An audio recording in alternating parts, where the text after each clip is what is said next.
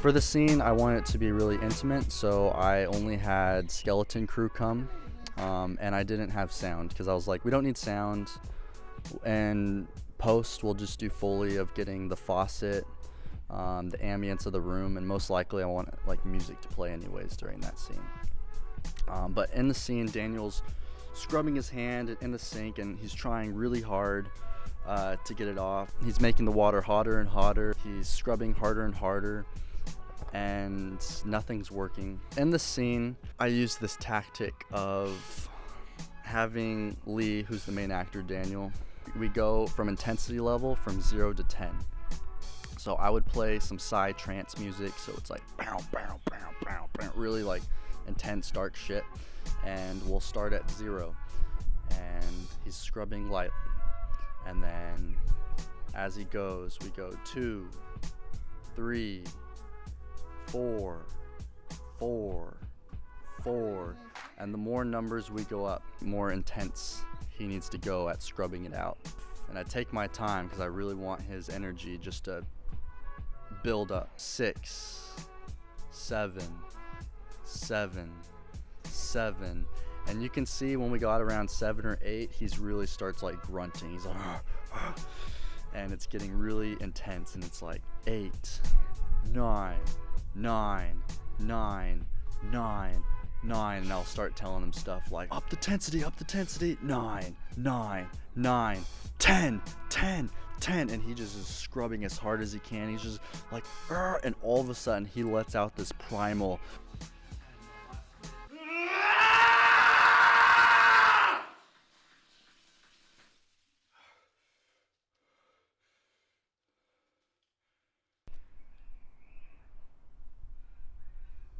and everyone in the room at the time was like, oh shit. Even myself, I was like, oh damn. I got a little nervous because I was like, oh man, did I push him too hard, or like, because that yell was like, it was fucking powerful and amazing on camera. I think it was really, I think we got it, we captured it. Like, I don't think we need the sound.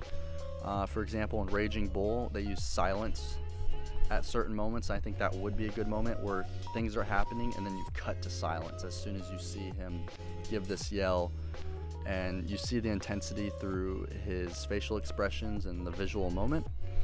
That being said, I wish we would have the option of having sound, so when we're editing it we can see, okay, which way is better, if we cut to silence or if we have him actually, we hear his actual yell.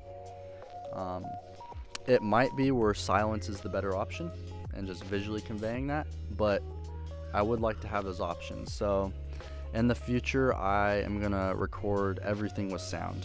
Even if I don't think there's gonna be a day where there's gonna be sound, I'm still gonna record it.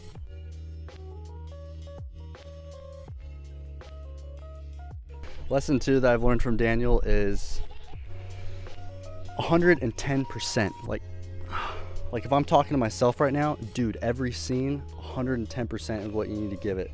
Cause I yeah, you didn't do it. Whatever you do. It's so true though, because there's been scenes where I've like prepped so much. I've learned my lessons from before. I give it 110% that whole week. Like every morning I'm waking up at 5 a.m. I'm prepping for it. I'm making sure everyone, Lily has production, the design down perfectly. All the actors have rehearsed. They're all getting ready to go. The script is refined. We have everything ready for the day, and on those days,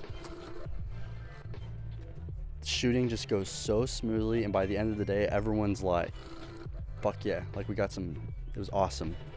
A+ days, 110%. Then there's been days where we've shot and I wasn't fully prepped. Maybe that week, to be honest, I was partying too much or something. And there's no worse feeling than not giving something 110% and having a gut, I feel it now, like a gut feeling that's like, fuck. Like, okay, we got the scene, it's good, it's decent, but it could have been so much better. Could be completely wrong. I don't know. We can get to editing, and the editor and myself could totally save it, but that's how I feel. So yeah, I don't know. In conclusion, just give it all you got. And again, I'm talking to myself right now. Like, if anyone else, do whatever you want. Maybe other people's methods work differently, but for myself, it's like, if I don't give it everything I have, it doesn't feel good. And when I do, and we go to the scene and everyone fucking nails it, it just feels so good. And I'm getting amped because, I don't know, a lot of energy about it, like a lot of passion, I guess. But that's a big lesson I've learned, is I don't have time to fuck around. It's like, I'm here, I came to Australia to make a feature film. I don't want to fuck this up. I want to give it everything I can. And at the end of the day, even if something doesn't happen because of uncontrollable stuff, at least I know I fucking gave it all, because regret fucking sucks. I don't want to regret anything, because that shit blows big old whale dick, to be honest. Excuse my language, Mom. I don't know. Anyways, let's roll.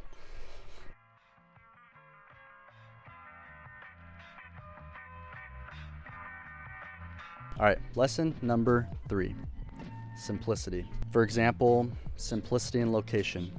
Instead of shooting at a restaurant or shooting the characters on a Ferris wheel or something, we shoot them having a picnic at the park. Way more simple, because if you ever have to do reshoots, you can go there anytime. You don't have to ask the restaurant, oh, what time do you close? Or can we come in during these hours? Is there any kind of compensation you need? Or blah, blah, blah, blah. Even as far as lighting, you don't have to light inside there. You can use natural lighting outside. Simplicity and the fact that we're shooting it in black and white. Christopher Nolan's first film, The Following, he talked about how they shot in black and white because that efficiency, it was a major part of choosing to shoot the film in black and white, because I knew that the speed with which we were going to have to work, the conditions under which we were going to have to film a scene, to try and do that with color lighting and color photography, it would be very, very difficult to get anything acceptable looking, anything with any feeling of style. The nice thing about black and white is you eliminate one massive set of variables in terms of balancing your lights with the natural daylight that's around and so forth. And so you're able to, just with a couple of lights, throw up some interesting lighting, get something that has a certain style to it. And so that's why we decided to do black and white, is because Kevin Smith, Christopher Nolan, Darren Aronofsky, Tarantino, all these guys' first films were black and white. And I think because of that, they really just got to focus on their story. And then even simplicity with character, where we're not shooting a group of all these main characters that we always have to incorporate in the scenes. It's a character study on one character, and there are obviously other characters throughout the film, but every week it's just simply focusing on Daniel. What was I saying? So basically, lesson number 3 is keep it simple. If you have a low budget, you don't have all this extra stuff in your pocket, that's okay. Keep it simple and focus on the art. Focus on the story. What did Michael Scott say? hiatus.